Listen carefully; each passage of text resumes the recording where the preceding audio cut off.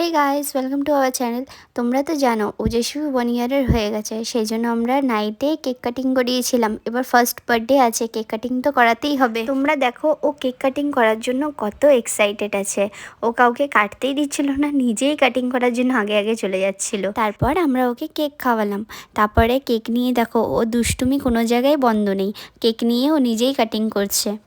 আমাদের little প্রিন্সেসের first birthday, কিছু planning না করলে কি হতে পারে। তারপর আমরা ওকে নিয়ে চলে গেছিলাম নেক্সট মর্নিংয়ে, ওর জন্য কিছু প্ল্যানিং করেছিলাম। তারপরে আমরা লোকেশনে পৌঁছে গিয়ে আবার ওকে কেক কাটিং করার জন্য রেডি করিয়েছি।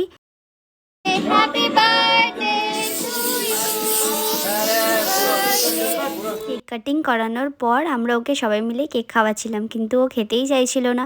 ও নিজেই ক্ল্যাপিং করছিল, নিজের মোমেন্ট নিজেই এনজয় করছিল। আমাদের প্রিন্সেসের বার্থডেতে নিজেও তো এনজয় করেছে, সঙ্গে আমরাও খুব এনজয় করেছি। তারপরে আমরা ওখান থেকে বেরিয়েছি। তারপর লিটল প্রিন্সেস দাদুর সঙ্গে খেলা করলো একটু।